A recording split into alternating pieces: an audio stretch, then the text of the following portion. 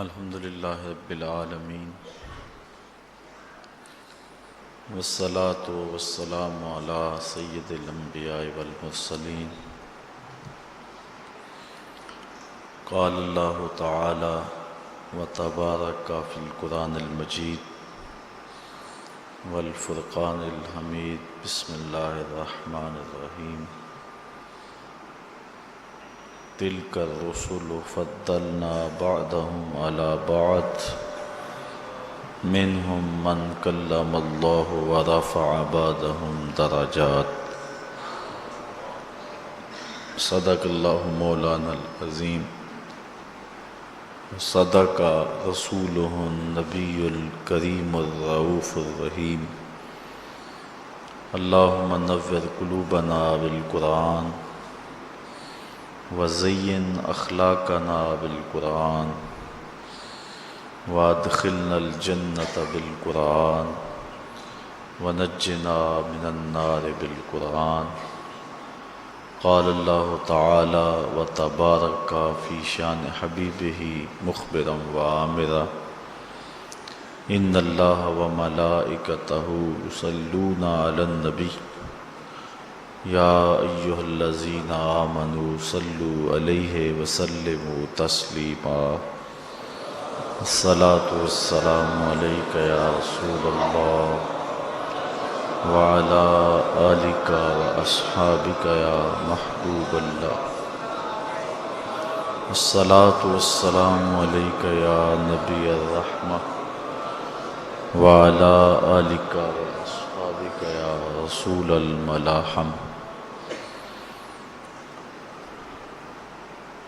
یا صاحب الجمال و یا سید البشر من وجهک المنیر لقد نور القمر لا يمکن الثناء کما کان حقہ بعد از خدا بزرگ توئی قصہ مختصر تمام حمد و ثنا تعریف و توصیف اللہ جل مجدہ الکریم کی ذات بابرکات کے لیے جو خالق کائنات بھی ہے اور مالک ششہات بھی۔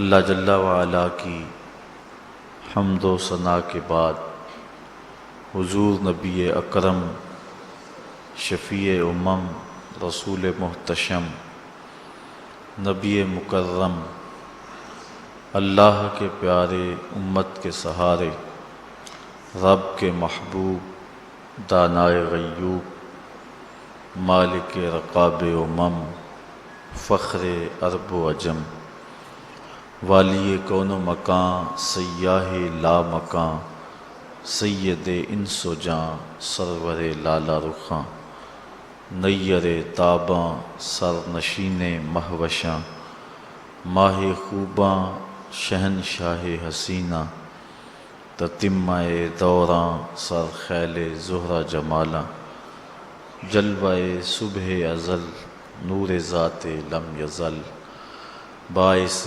تکوین عالم فخر آدم و بنی آدم نیر بطحا رازدار ما اوہا شاہد ما طغا صاحب علم نشرہ معصوم آمنہ احمد مجتبیٰ حضرت محمد مصطفیٰ صلی اللہ علیہ وسلم کے حضور ناز میں اپنی عقیدتوں ارادتوں اور محبتوں کا خراج پیش کرنے کے بعد معزز محترم محتشم سامعین خواتین و حضرات السلام علیکم ورحمۃ اللہ وبرکاتہ۔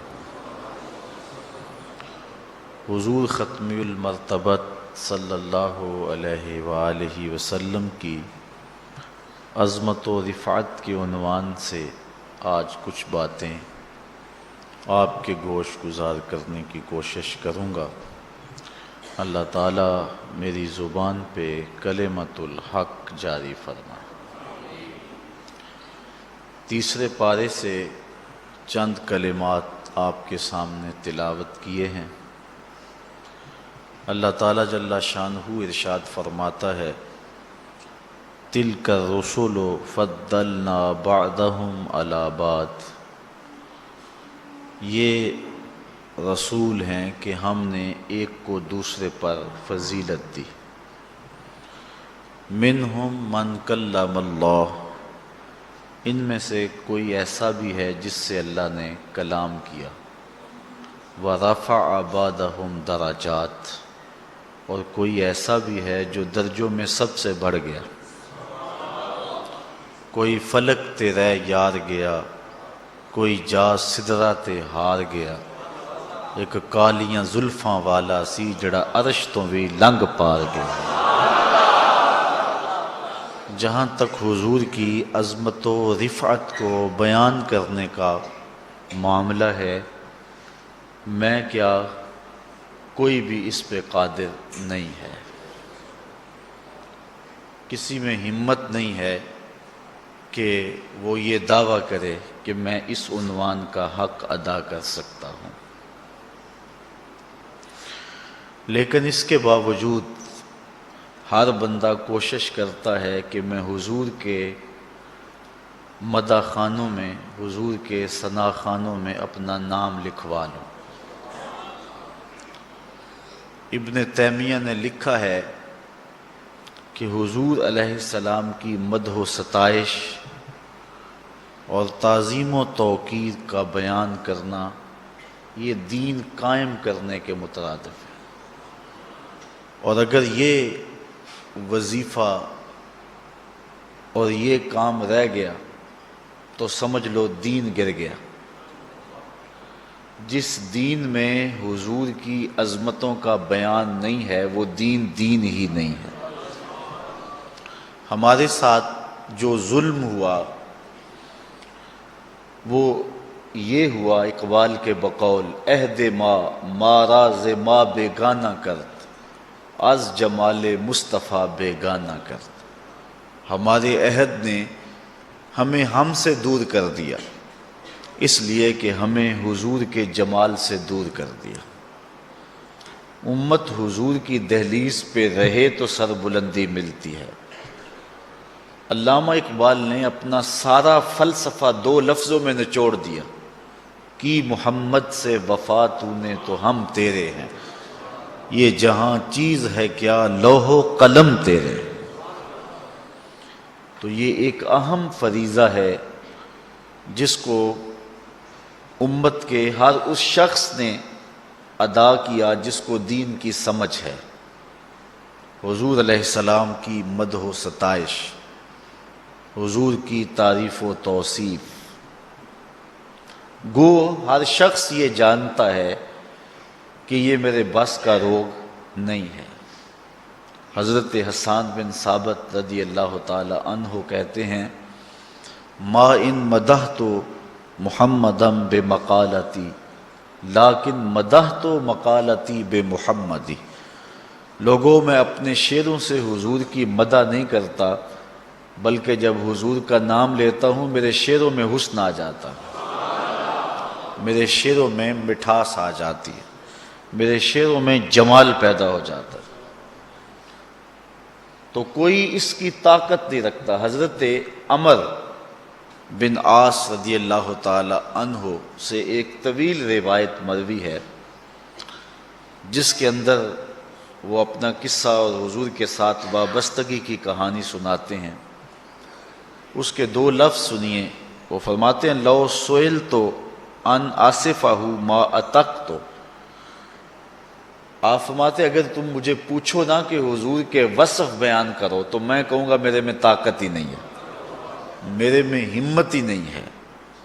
اسی کی ظہوری نالے ساڈا کی بیان ہے، او دیاں تے صفتاں دا نعت خاں قرآن ہے، صورتاں سپارے رنگ نبی دے جمال دا، لب کے لے آواں کتھوں سونا تیرے نال دا۔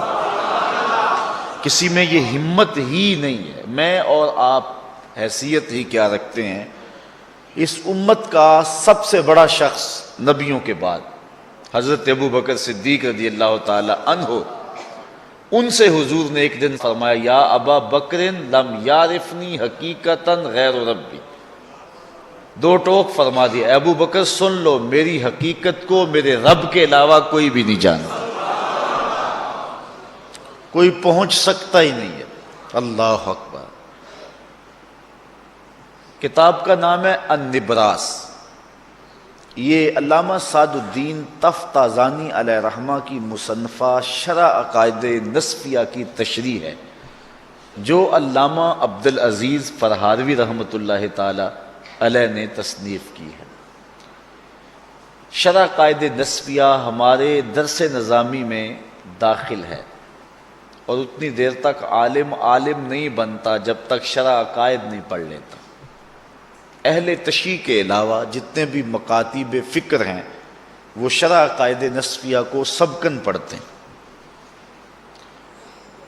شرح عقائد کی تشریح ہے النبراس، اس میں لکھا ہے حضرت ابو الحسن رفاعی کا قول، کہتے ہیں ایک دن میں نے روحانی طور پہ پرواز کی، اور اس میں کوئی اختلاف نہیں ہے کہ کوئی شخص روحانی طور پہ پرواز کر سکتا ہے، بہت اوپر جا سکتا ہے، امت میں اس میں اختلاف نہیں ہے۔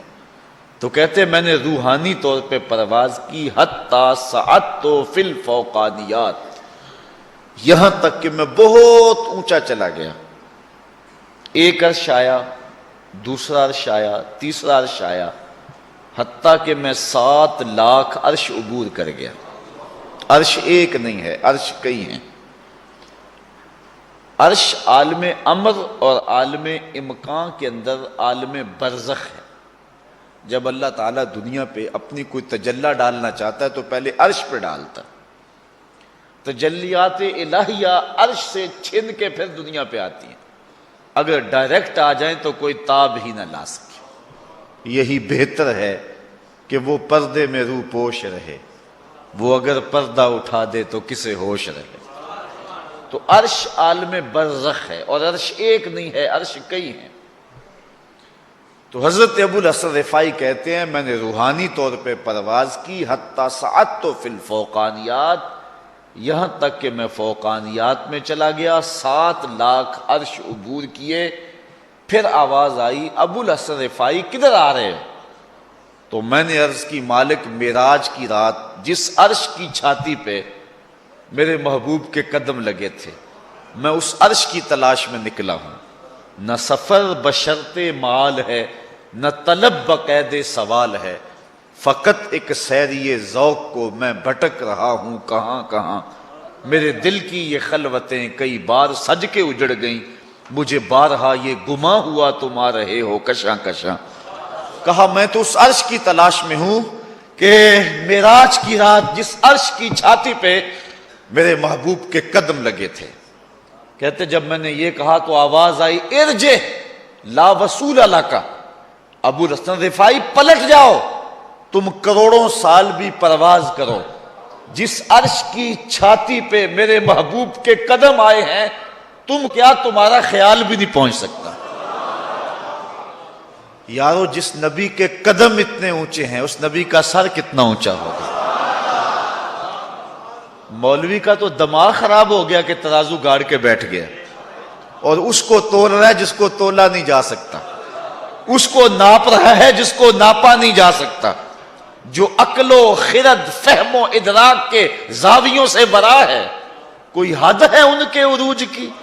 بالغ العلا کمال، کون ہے جو اس محبوب کی کنہ تک پہنچے؟ کہا ارجع لا وصول لک، واپس پلٹ جاؤ، تم کروڑوں سال بھی پرواز کرو، لیکن جس عرش کی چھاتی پہ میرے محبوب کے قدم آئے ہیں تمہارا وہاں خیال بھی نہیں پہنچ سکتا۔ اللہ اکبر۔ حضرت بایزید بسطامی کی سنیے، کہتے ہیں ایک دن مجھے شوق آیا کہ میں حضور کی عظمتوں کو تو دیکھوں، تو معرفت کے سمندر میں غوطہ زن ہو گیا۔ یہ کون کہہ رہا ہے؟ حضرت بایزید بسطامی۔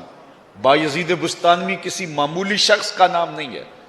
حضرت داتا صاحب کشف المعجوب میں لکھتے ہیں تصوف کے 10 بڑے اماموں میں سے ایک امام کا نام بایزید بسطامی ہے۔ سکر و صحف کی بحث میں مزید گفتگو کرتے ہوئے ارشاد فرماتے ہیں کہ یحییٰ بن معین نے حضرت بایزید بسطامی کو خط لکھا، اور جو لکھا حالت اپنی تھی لیکن لکھا بصیغہ غیب. کہا کہ حضرت اس شخص کی کیا شان ہے جس نے معرفت کے سمندر سے ایک جرعہ لیا، ایک گھونٹ پیا، اتنا نشہ آیا کہ ابھی تک ہوش ہی نہیں آ رہی. اپنی حالت لکھی. تو حضرت بایزید نے جو جواب لکھا حالت اپنی تھی لیکن لکھا بصیغہ غیب. کہا میاں تو اس کا حال پوچھتا ہے جس نے ایک گھونٹ پیا اور ابھی تک ہوش نہیں آ رہا، تو اس کا حال کیوں نہیں پوچھتا جو پورا سمندر پی گیا پھر بھی ہوش میں پھر رہا ہے. یہ ہیں بایزید بسطامی علیہ رحمہ. تیفور سے سفر کرتے ہوئے، بسطام سے سفر کرتے ہوئے 12 سال میں مکہ المکرمہ پہنچتے. اتنا لمبا سفر نہیں ہے لیکن اتنی دیر اس لیے لگی کہ ہر قدم پہ 2 رکعت پڑھتے تھے. 12 سال میں جب پہنچے اور پہلی نظر کعبۃ اللہ پہ پڑی تو حضرت بایزید بسطامی نے نگاہیں جھکا لی. مریدین نے کہا شوق و وارفتگی کے عالم میں کہاں سے چلے، اب اللہ کا گھر سامنے ہے، جی بھر کے دیکھتے کیوں نہیں؟ تو حضرت بایزید کہنے لگے اتنی دور سے پتھر دیکھنے تو نہیں آیا، اگر میں نے پتھر ہی دیکھنے تھے تو بسطام میں تھوڑے تھے. تو حضرت بایزید بسطامی نے پھر جب دوسری نظر اٹھائی کعبہ بھی دیکھا، کعبے والا بھی دیکھا، لیکن حضرت بایزید بسطامی نے پھر سر جھکا لیا. مریدوں نے کہا حضور اب کیا مسئلہ ہے؟ کہا جب وہ نظر آتا ہے تو یہ درمیان میں پتھر نظر کیوں آتے ہیں؟ تو جب تیسری نظر اٹھائی جدھر دیکھا اسی کے جلوے نظر آئے. یہ بایزید بسطامی کی کہانی سنا رہا ہوں. اقبال بھی خراج پیش کرتا ہے، کامل بسطام از تقلید فرد اجتناب از خوردن خربوزہ کرد.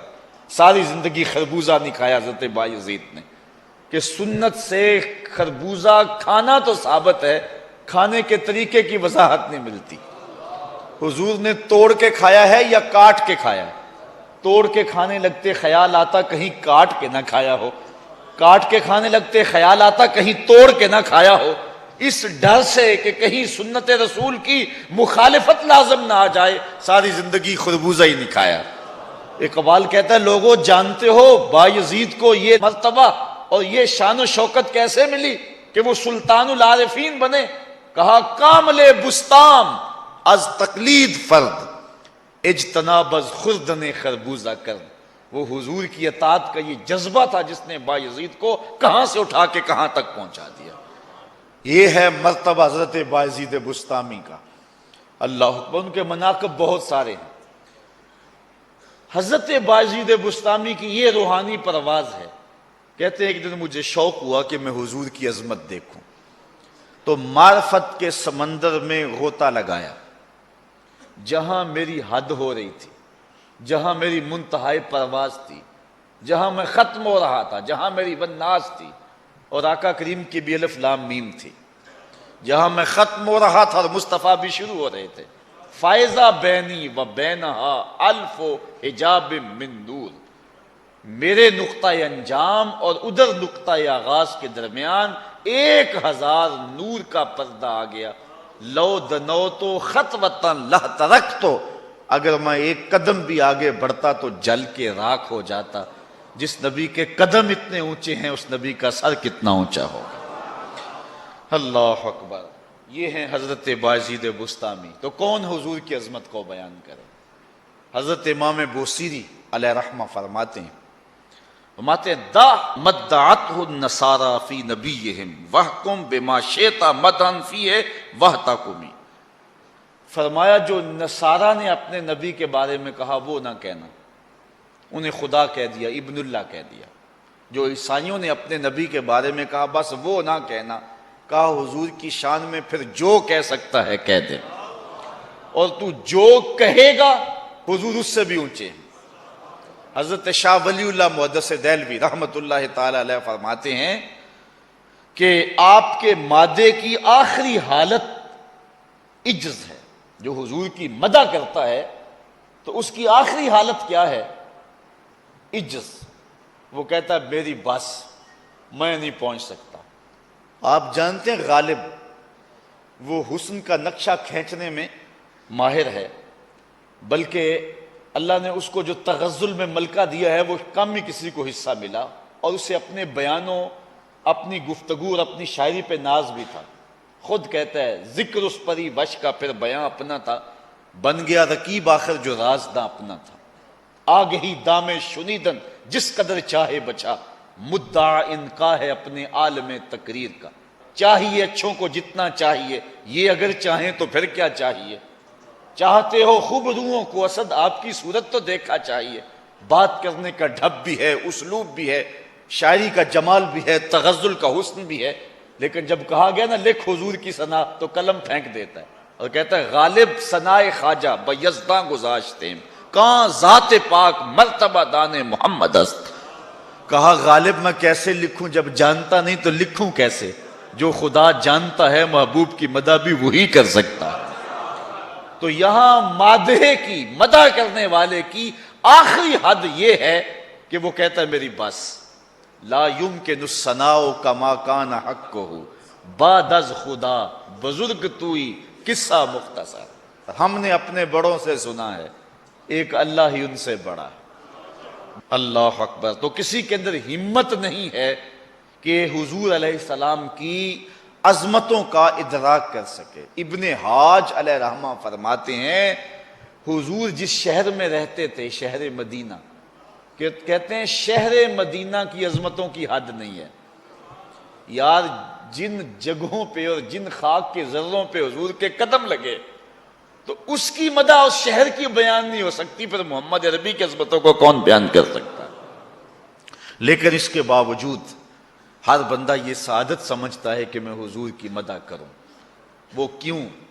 اس لیے کہ جو حضور کی مدح کرے، حضور کی تعریف کرے، عظمتوں کو بیان کرے، وہ اللہ کا بھی محبوب بن جاتا ہے، محبوب خدا کا بھی محبوب بن جاتا ہے، اور یہ سعادت مندی ہے، اور حضور اسے نوازتے ہیں۔ یہ شرف ہے جو پانے کے لیے ہر مادے بے تاب ہوتا ہے۔ حضرت نبی رحمت صلی اللہ علیہ وآلہ وسلم نے جب فتح مکہ کے موقع پہ عام معافی کا اعلان کر دیا، لیکن کچھ لوگ تھے جن کے بارے میں حضور نے فرمایا کہ یہ اگر پکڑے جائیں تو ان کو چھوڑنا نہیں۔ ان میں ایک کعب بن زہیر بھی تھا۔ تو کعب بن زہیر کسی طرح چھپ کے حضور کے پاس آ گیا اور حضور کے سامنے بیٹھ کے کہتا ہے اگر کعب بن زہیر کو ڈھونڈ لائیں تو معاف کر دو گے؟ تو حضور نے فرمایا کعب تو آج ہو گیا ہے، جا معاف کر دیا، تو آج ہو گیا، جا میں نے معاف کر دیا۔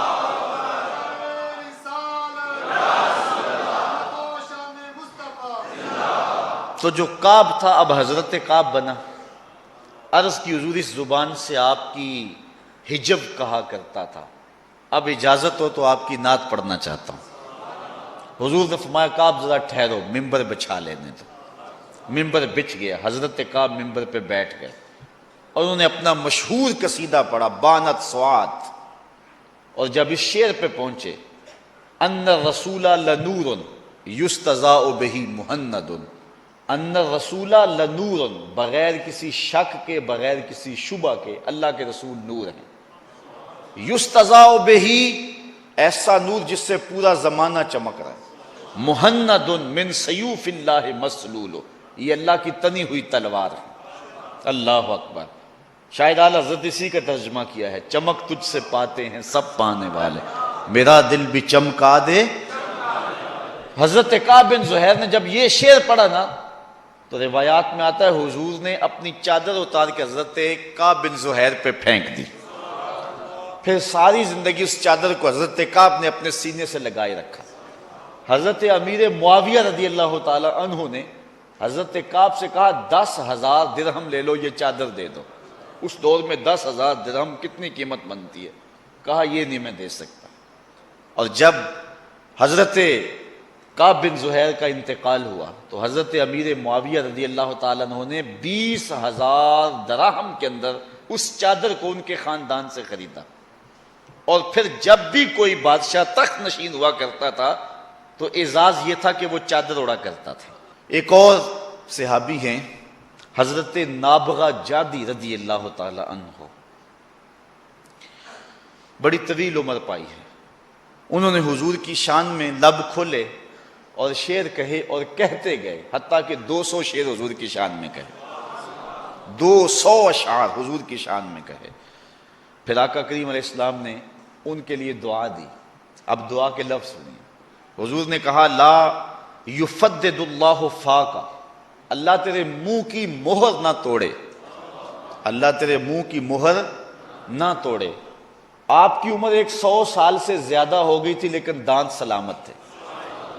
حضرت قرز بن اسامہ کہتے ہیں میں نے خود دیکھا حضرت نابغہ جادی کو، ان کے دانت بڑھاپے میں بھی اولوں کی طرح چمکدار تھے، کیونکہ حضور نے جو دعا دی تھی کہ اللہ تیرے منہ کی مہر کو نہ توڑے۔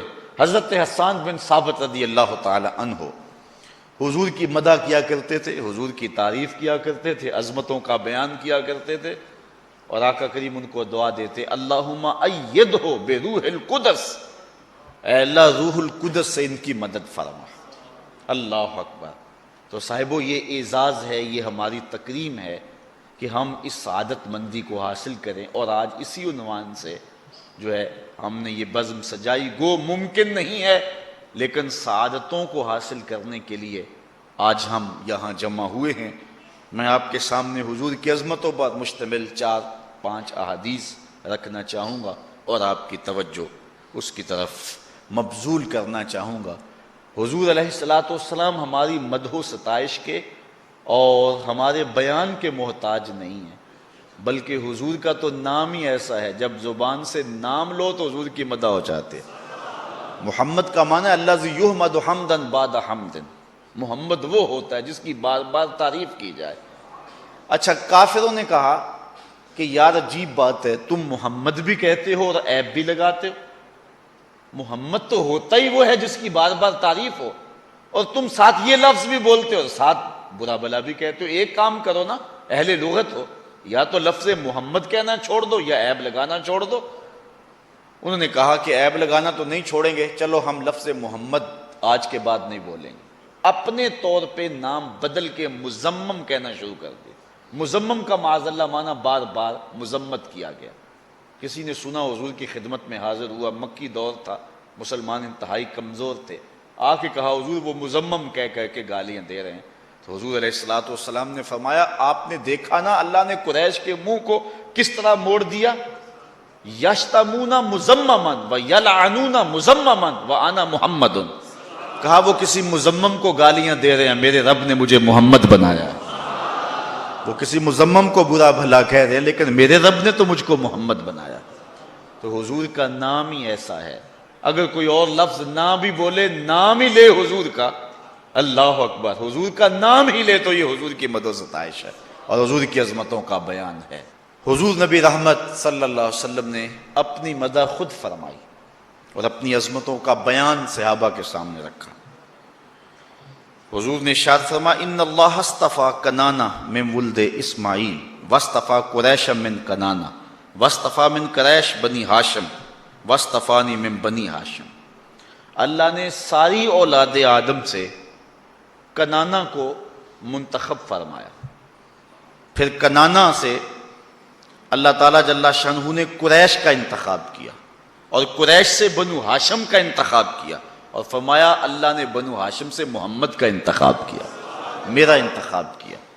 تو اس پوری کائنات میں قدر و منزلت کے اعتبار سے سب سے اشرف اور سب سے افضل اور درجوں کے اعتبار سے سب سے اونچے شخص کا نام محمد مصطفیٰ صلی اللہ علیہ وسلم۔ حضرت انس رضی اللہ تعالیٰ عنہ سے روایت ہے قال قال رسول اللہ صلی اللہ علیہ وسلم انا اکثر الانبیاء تبعا یوم القیامہ وانا اول من یقرع باب الجنہ۔ صحیح مسلم کے اندر روایت ہے، حضور نے فرمایا قیامت کے دن سب سے زیادہ جس کے تابعین اٹھیں گے، جس کے اتباع کرنے والے اٹھیں گے، اور حشر کے میدان میں جس کے غلاموں کا ہجوم زیادہ ہوگا، فرمایا وہ میں ہوں۔ ایک حدیث میں آتا ہے حضور نے فرمایا جنت میں کل 120 صفیں ہیں، جنت میں کل صفیں جو ہیں وہ 120 ہیں، اور فرمایا 80 صفیں صرف میری امت کی ہوں گی، آدم علیہ السلام سے لے کے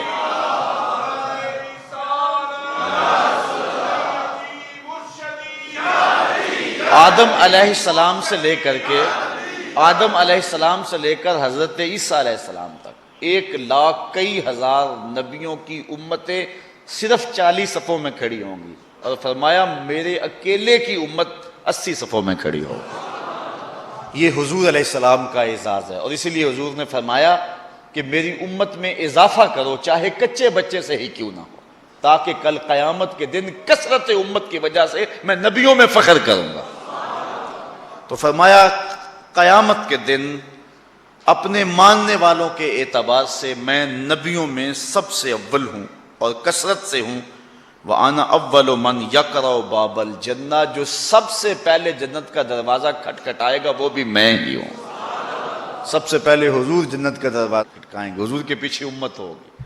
اعلی حضرت بولے پیش حق مجدہ شفاعت کا سناتے جائیں گے، آپ روتے جائیں گے ہم کو ہنساتے جائیں گے۔ وسعتیں دی ہے خدا نے دامن محبوب کو، جرم کھلتے جائیں گے اور وہ چھپاتے جائیں گے۔ حشر کے میدان میں حضور فرمایا میں نبیوں میں فخر کروں گا، نبیوں میں افتخار ہوگا میرا۔ تو معلوم ہوا جو محشر کا دن ہے یہ حضور کی عظمتوں کا سب سے بڑا جلسہ ہے، یہ حضور کی عظمتوں کا سب سے بڑا جلسہ ہے۔ اعلی حضرت یہاں بولے فقط اتنا سبب ہے انعقاد بزم محشر کا، فقط اتنا سبب ہے انعقاد بزم محشر کا کہ ان کی شان محبوبی دکھائی جانے والی ہے۔ اس لیے محشر کا میدان سجایا جائے گا کہ دنیا کو پتا چلے کہ محمد عربی صلی اللہ علیہ وسلم کی عظمتوں کے پھریرے کیسے لہرائے جا رہے ہیں۔ حضرت جابر رضی اللہ تعالی عنہ سے روایت ہے، جس کو امام بخاری نے بھی روایت کیا، امام مسلم نے بھی روایت کیا۔ قال قال رسول اللہ صلی اللہ علیہ وسلم اوتیت خمسا لم یوتہن احد قبلی، حضور فرمایا مجھے 5 چیزیں ایسی دی گئی ہیں جو میرے علاوہ کسی نبی کو نہیں دی گئی، مجھے 5 ایسی چیزیں عطا کی گئی ہیں جو میرے علاوہ کسی اور کو نہیں دی گئی۔ پہلی چیز نصرت بالرعب مسیرۃ شہر، اللہ نے میری مدد رعب سے کی ہے، یعنی میں 1 مہینے کے فاصلے پر ہوتا ہوں، دشمن کے دل پر پہلے ہی رعب پیدا ہو جاتا۔ ایک تو اللہ نے میری یہ مدد کی ہے جو میرے علاوہ کسی اور کی مدد نہیں ہوئی۔ دوسرا وَجُعِلَتْ لِيَ الْأَرْضُ مَسْجِدًا وَطَهُورًا، اللہ نے پوری کائنات کو میرے لیے مسجد اور پاک بنایا ہے۔ فَأَيُّمَا رَجُلٍ مِّنْ أُمَّتِي أَدْرَكَتْهُ الصَّلَاةُ فَلْيُصَلِّ، تو میرا امتی جہاں بھی نماز کا وقت پائے وہیں مصلی بچھا کے پڑھ لے، پوری زمین اس کے لیے مسجد ہے۔ پچھلی امتوں میں ایسا نہیں تھا، عبادت کے لیے معبد میں ہی جانا پڑتا تھا، گرجا گھر میں کلیسا میں ہی جانا پڑتا تھا، لیکن اس امت کے لیے اللہ نے پوری زمین کو پاک کر دیا۔ حضور کے قدم آئے پوری دھرتی پاک ہو گئی۔ اب نماز کا وقت ہو گیا، گھر میں ہے تو گھر پڑھ لو، آپ دور ہیں، مسجد بہت دور ہے نہیں پہنچ سکتے، ڈیرے پہ ہیں، آپ کھیتوں میں کام کر رہے ہیں، وہیں مصلی بچھا کے نماز پڑھ لو، جہاں بھی ہیں وہاں نماز پڑھ لو۔ پوری دھرتی کو حضور کے قدموں کے صدقے اللہ نے مسجد بنا دیا ہوا اور پاک کر دیا ہے۔ فرمایا دوسری یہ مجھ کو اللہ نے یہ شان دی، اور تیسری وَأُحِلَّتْ لِيَ الْغَنَائِمُ وَلَا تُحِلُّ لِأَحَدٍ قَبْلِ، اللہ نے میرے لیے مال غنیمت کو حلال کیا اور میرے سے قبل کسی کے لیے مال غنیمت حلال نہیں تھا۔ پچھلی امتوں کے لیے ایسا تھا کہ اگر وہ جنگ کے اندر کافر کوئی سامان چھوڑ کے جائیں تو وہ بس چھوڑ گئے، حلال نہیں تھا ان کے لیے، وہ اس کو استعمال میں نہیں لا سکتے تھے، لیکن حضور علیہ السلام کے لیے اس کو حلال رکھا گیا۔ چوتھی چیز وَأُوتِيتُ الشَّفَاعَةَ، اللہ اکبر، فرمایا چوتھی چیز اللہ نے مجھ کو شفاعت کا حق دیا ہے، میں شفاعت کروں گا قیامت کے دن۔ حضور نے فرمایا میرے اللہ نے مجھے 2 چیزوں میں ایک کو اختیار کرنے کا اختیار دیا، یا تو محبوب یہ چیز پسند کر لو کہ آدھی امت بغیر حساب کے جنت میں، آدھی کا حساب لے لیں گے، یا پھر حق شفاعت لے لو۔ حضور فرماتے ہیں میں نے آدھی امت والا سودا نہیں کیا، میں نے حق شفاعت لے لیا۔ اب آپ سمجھ تو گئے ہوں گے کہ حضور نے حق شفاعت کیوں لیا ہے۔ حضور نہیں چاہتے کہ میرا کوئی امتی جہنم میں جائے، حضور شفاعت کر کے سب کو جنت میں لے جائیں۔ اللہ اکبر۔ وہ کسی نے کہا نا کہ وہ اپنا مقدمہ کیسے ہار سکتا ہے جس کے حضور وکیل ہو، تو میں نے کہا یار یوں نہ پڑھو، حضور ہمارے وکیل نہیں ہیں اس معنی میں، ایڈوکیٹ کے معنی میں، بلکہ ہمارے شفیع ہیں۔ وکیل اور شفیع میں فرق ہوتا ہے۔ وکیل کہتا ہے جج کو کہ صاحب میرے موکل نے یہ جرم نہیں کیا لہٰذا چھوڑ دو، اگر جرم ثابت ہے تو سزا پکی ہے۔ وکیل کہتا ہے میرے موکل نے جرم نہیں کیا لہٰذا چھوڑ دو، شفیع کہتا ہے سب کچھ کیا ہے میرا آنا دیکھ لو۔ حضور قیامت کے دن وکالت نہیں کریں گے، شفاعت کریں گے۔ یہ نہیں کریں گے کہ مالک انہوں نے کیا کچھ نہیں، کہیں گے مالک سب کچھ کیا ہے، میری پھیلی ہوئی زلفوں کو دیکھ لیا جائے۔ پھر حضور شفاعت کریں گے، ساری امت کا کام بن جائے گا۔ تو کہا اللہ نے مجھے شفاعت کا حق دیا ہے۔ اور پانچویں چیز، وَكَانَ النَّبِيُّ يُبْعَثُ إِلَىٰ قَوْمِهِ خَاصَّةً وَبُعِثْتُ إِلَى النَّاسِ عَامَّةً۔ باقی جتنے بھی نبی آئے ہیں وہ کسی خاص قوم کی طرف مبعوث ہوئے ہیں۔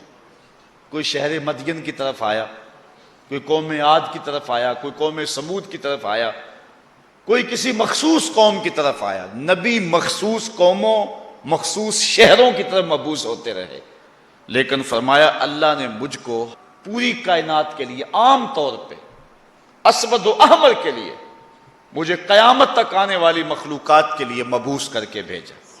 تو حضور کی امت کی عمومیت اور آقا کریم علیہ الصلوۃ والسلام کی یہ وسعت، تو کہا یہ پانچ وہ چیزیں ہیں جو اللہ نے میرے علاوہ کسی اور نبی کو نہیں دی۔ اللہ اکبر۔ لوگوں سے امتیاز تو کیا، نبیوں میں امتیاز ہے حضور کا۔ آل حضرت بولے خلق سے اولیاء، اولیاء سے رسل، اور رسولوں سے اعلیٰ ہمارا نبی۔ تمام مخلوقات سے ولی افضل ہیں، ولیوں سے نبی افضل ہیں، نبیوں سے رسول افضل ہیں، اور رسولوں کا لاڑا آمنہ کا راج دلارا ہے۔ ترمذی شریف کی حدیث حضرت ابو سعید خدری رضی اللہ تعالیٰ عنہ سے، قال قال رسول اللہ صلی اللہ علیہ وسلم انا سید ولد آدم یوم القیامہ، کہا قیامت کے دن میں ساری اولاد آدم کا سردار ہوں، ولا فخرا، اور اس بات پر فخر نہیں کرتا، بطور فخر نہیں کہہ رہا، تحدیث نعمت کے طور پہ کہہ رہا ہوں۔ وَبِيَدِي لَوَاءُ الْحَمْدِ وَلَا فَخْرَ، اور میرے ہاتھ میں حمد کا جھنڈا ہوگا اور میں فخر نہیں کرتا۔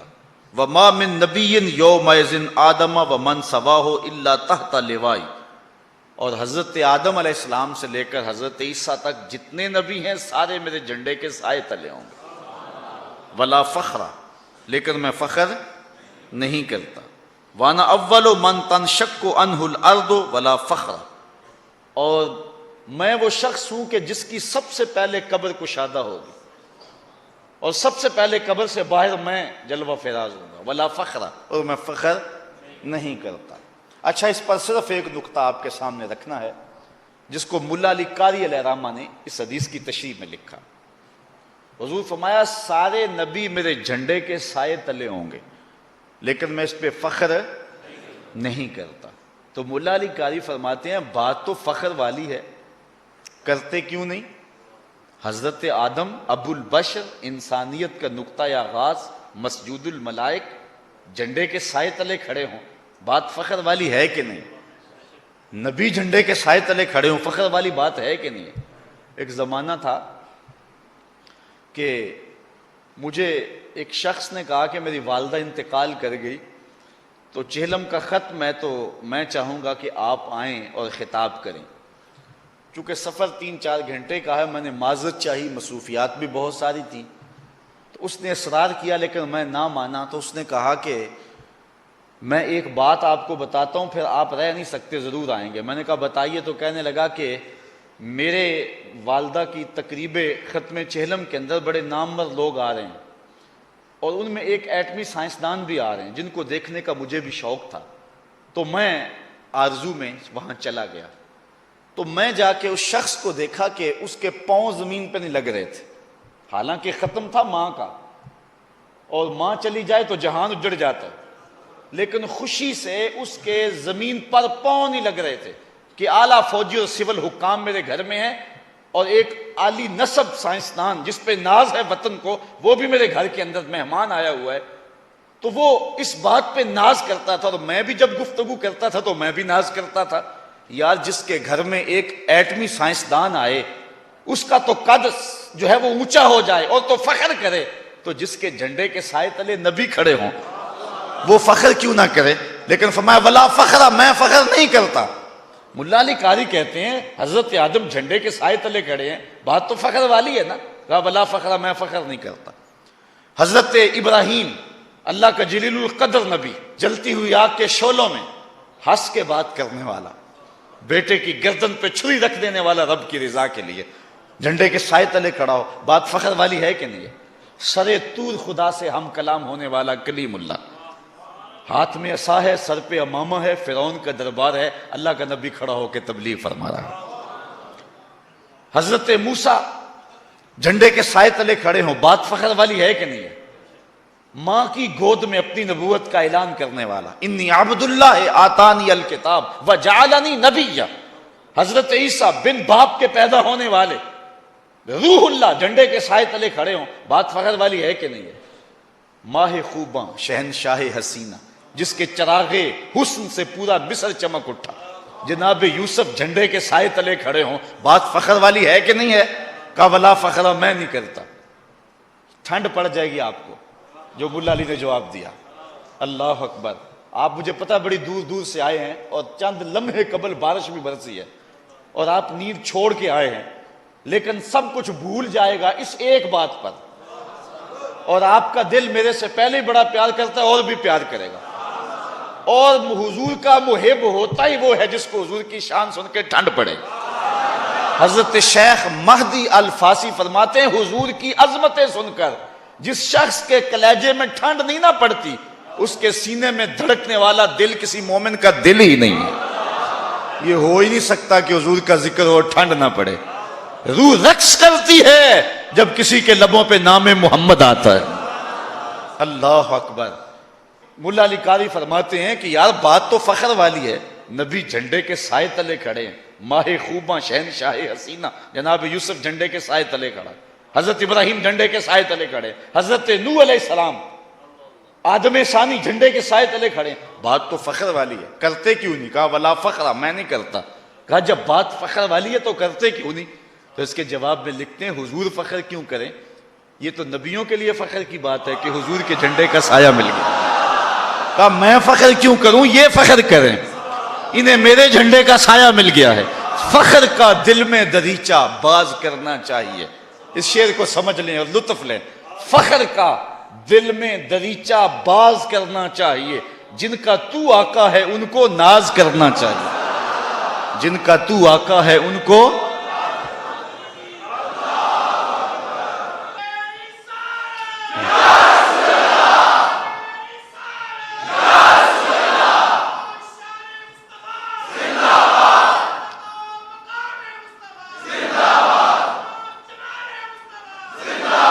کوئی حد ہے ان کے عروج کی، بلغ العلاب کمال۔ کہا میں فخر کیوں کروں؟ فخر تو یہ کرے جنہیں میرے جھنڈے کا سایہ مل گیا۔ یار جنہیں حضور کے جھنڈے کا سایہ ملا وہ نبی ہو کے فخر کرے، تو پھر میں اور آپ فخر کیوں نہ کریں؟ میری خوش قسمتی میں تیرا امتی، میری خوش قسمتی میں تیرا۔ نبیوں نے آرزو کی، 12 نبیوں نے تمنا کیا کہ حضور کی امت سے ہو جائیں۔ ہم نے کوئی تمنا کی، کوئی آرزو کی، کوئی منت مانی، کوئی راستہ دیکھا، کوئی انتظار کیا، آنکھیں پتھرائیں، کیا ہوا؟ سوئے تھے مقدر جاگے۔ مسجد سے مولوی صاحب کو بلا لائے گھر والے اور انہوں نے کان میں آ کے بشارت دی، مبارک کو آقا کا غلام بن کے آ رہا ہے۔ اس لیے میں کہا کرتا ہوں شاہوں سے ملا ہے نہ تونگر سے ملا ہے، اللہ کا عرفان اسی در سے ملا ہے، اوروں کو ملا ہے تو مقدر سے ملا ہے، مجھ کو تو مقدر بھی تیرے در سے ملا ہے۔ یہ میرا اعزاز، یہ آپ کا اعزاز۔ مضمون ابھی اور بھی ہے، لیکن ندانم قدامی سخن گوئے مت، کہ والا تری زانچے من گوئے مت، چے وصفت کند سادیے نا تمام۔ شیخ سادی کہتے ہیں چے وصفت کند سادیے نا تمام، کہتے ہیں نا تمام سادی کیا آپ کا وصف بیان کرے۔ پھر کہتے ہیں علیک الصلاۃ اے نبی والسلام، بس اتنی بات ہے، آقا آپ پر صلاۃ بھی ہو، آپ پر سلام بھی ہو۔ بس یہی بات ختم ہوتی ہے، علیک الصلاۃ نبی والسلام. چے وصفت کو نند، کیسی حد کر دی شیخ سعدی، چے وصفت کو نند سادی نا تمام. اللہ اکبر. ایک جگہ فرماتے ہیں حسنش غایت دارد نہ سادی را سخن پائیں بمیرت تشنا مستسقی و دریا ہم چنا باقی. وہ کہتے ہیں نہ تو سادی کی باتیں ختم ہوتی ہیں نہ تیرا حسن ختم ہوتا ہے. تو فرماتے ہیں کہ پھر دریا کے کنارے جو مستسقا کا مریض تھا وہ پیاسا مر گیا، نہ اس کا پیٹ بھرا اور نہ ہی دریا ختم ہوا. ساری زندگی بھی لگے رہیں حضور کی عظمتوں کا بیان بھی ممکن. پھر ظہوری کا شعر یاد آیا، اسی کی ظہوری نالے ساڈا کی بیان ہے اودیاں تے صفتاں دا نات خاں قرآن ہے سورتاں سپارے رنگ نبی دے جمال دا لب کے لے آواں کتھوں سونا تیرے نال دا. یہ کسی ساتھی نے مجھے پتھر دیا ہے، بڑے واضح اور جلی حروف میں حضور کا نام لکھا ہے. کیا ہی شان احمدی کا چمن میں ظہور ہے، ہر گل میں ہر شجر میں محمد کا نور ہے. بلکہ امام غزالی نے تو ایک بڑی خوبصورت بات کہی.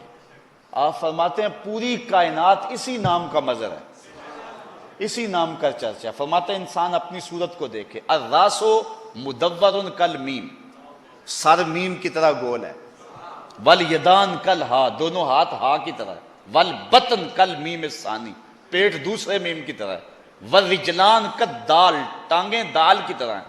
تم انسان بنے پھرتے ہو، وہ نام محمد کا نقشہ دیکھ رہا.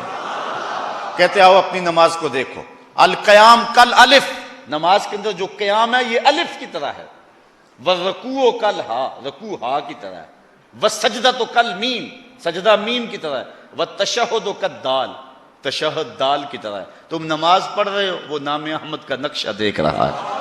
گلی گلی میری یاد بچھی ہے، پیارے رستہ دیکھ کے چل. گلی گلی میری یاد بچھی ہے، پیارے رستہ دیکھ کے چل. مجھ سے اتنی وحشت ہے تو میری حدوں سے دور نکل.